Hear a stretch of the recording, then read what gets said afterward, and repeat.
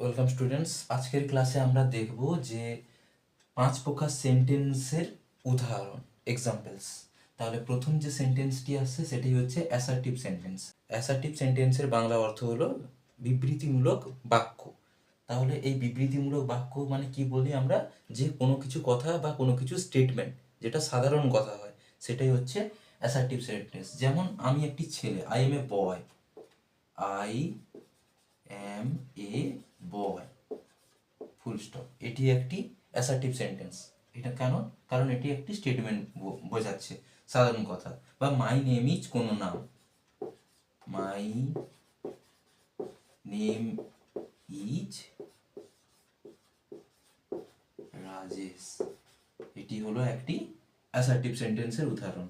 Next 2 নম্বর যেটা আসছে, 2 নম্বর হচ্ছে ইন্টারোগেটিভ। ইন্টারোগেটিভ বলতে কোনো ইন্টারোগেট করা বা প্রশ্ন করা, প্রশ্নবোধক বাক্য। এই বাক্যে একটা জিনিস ব্যবহার হয়, সেটা হচ্ছে জিজ্ঞাসা চিহ্ন। এই জিজ্ঞাসা চিহ্ন ব্যবহার হওয়া মানে এটি ইন্টারোগেটিভ সেন্টেন্স। তাহলে ইন্টারোগেটিভ সেন্টেন্সের উদাহরণ কি হতে পারে?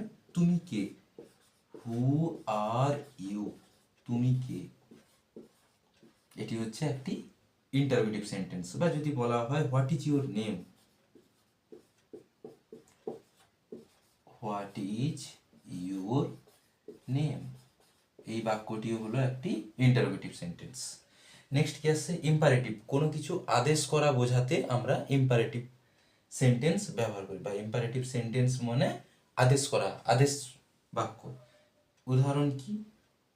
হয়তো দরজাটি বন্ধ করো,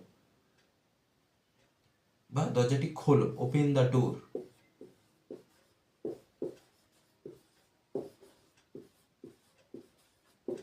এটি হলো একটি আদেশ করা বাক্য।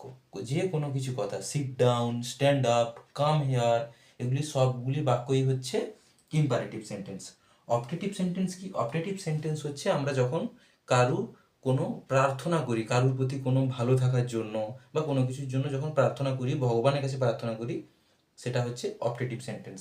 একটা সহজ উদাহরণ হচ্ছে ভগবান তোমার মঙ্গল করুক, may God bless you, may God bless you, এটি হচ্ছে একটি অপটেটিভ সেন্টেন্স।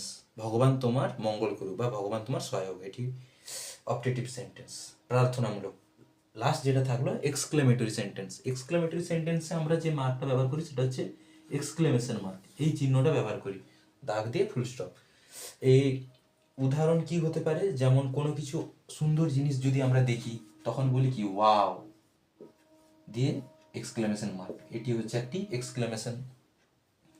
তারপরে আরেকটি উদাহরণ, যদি আমরা কোনো কিছু ম্যাচ আনন্দে জিতে যাই তাহলে কি বলি? Hurray,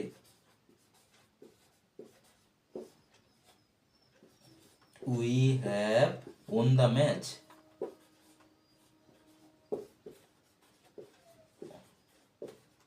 we have won the match, এইটি হচ্ছে একটি এক্সক্লেমেটরি সেন্টেন্স।